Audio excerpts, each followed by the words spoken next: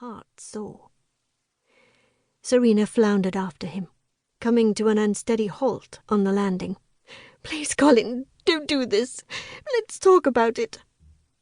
He'd glanced up, but instead of looking at her, his gaze rose to the portrait of the woman she'd once been, which hung above her head.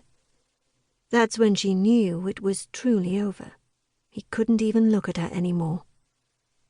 She turned up her face to the painting, grasping the balustrade so as not to lose her balance.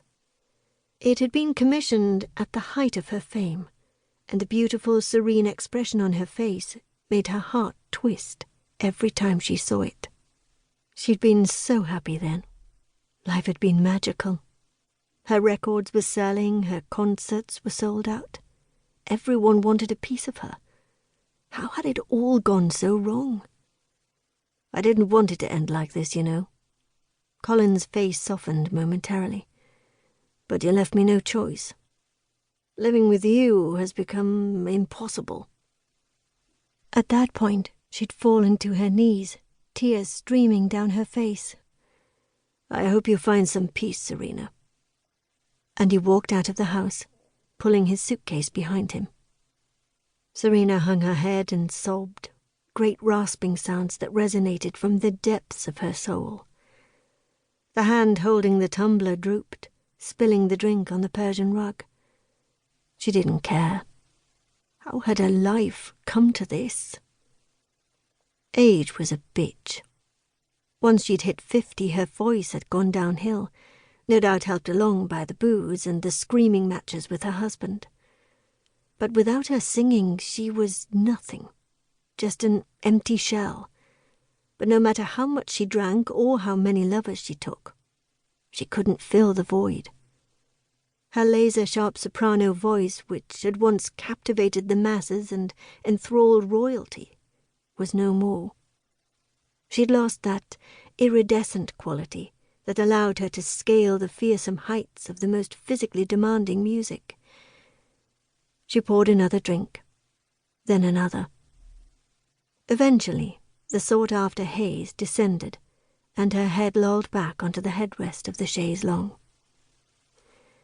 Serena woke with a start in the middle of the night, and looked around in panic.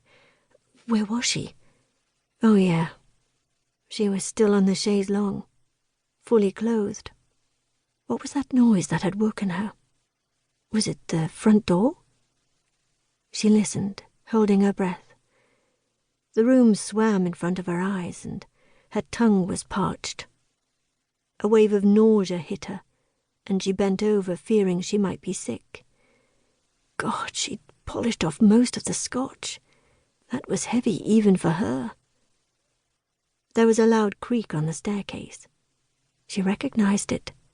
The loose board before the landing. Someone was in the house.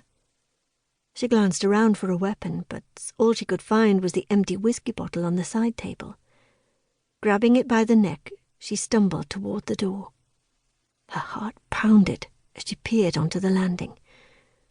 Relief flooded her body. "Oh, thank God, it's you! You almost gave me a heart attack." She dropped her arm carrying the bottle, just as the intruder raised his. Serena screamed as she realized what was happening. Then came the hammer blow.